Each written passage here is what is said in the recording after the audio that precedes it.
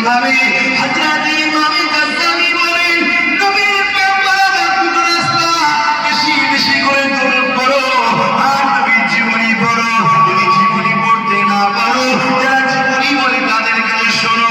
আজকে জলসা কমিটিকে ধন্যবাদ জানাই, এরা সিরাজুল নবীর মাহফিল করেছে, কিন্তু পাশাপাশি এটাও জানিয়ে দিয়ে যায় শুধু ব্যানারে সিরাজুল নবী লিখলে হবে না, এমন লোকজন নিয়ে আসতে হবে বছরে বছরে যারা সিরাজুল নবী যুব সমাজকে শোনাবে।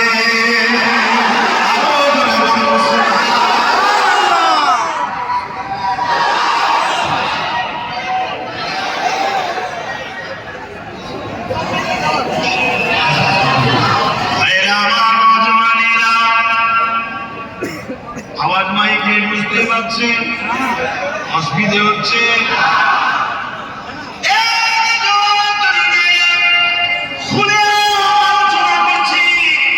ঘরের মধ্যে দুজন চারজন ছেলে মুড়ি বানাচ্ছি না, আমি খুলে আলোচনা করছি, হাজারো ক্যামেরার সামনে রয়েছে, আলোচনা করছি।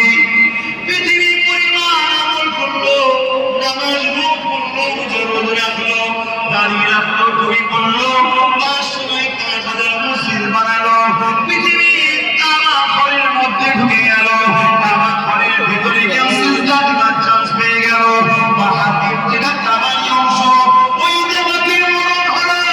এই ব্যক্তিও যদি রাসূলকে না চেনে, অর্থাৎ নবীর প্রেম আদর যদি তার দিলে না থাকে, ওই ব্যক্তি জাহান্নামী, ঢুকবে, জীবনে বেরোবে না।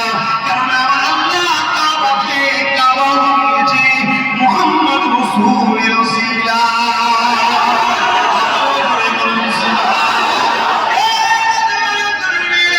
সেই নবীকে দিয়ে যাবে না, সেই নবীর সুন্নতে জিন্দেগি তৈরি করুন, যার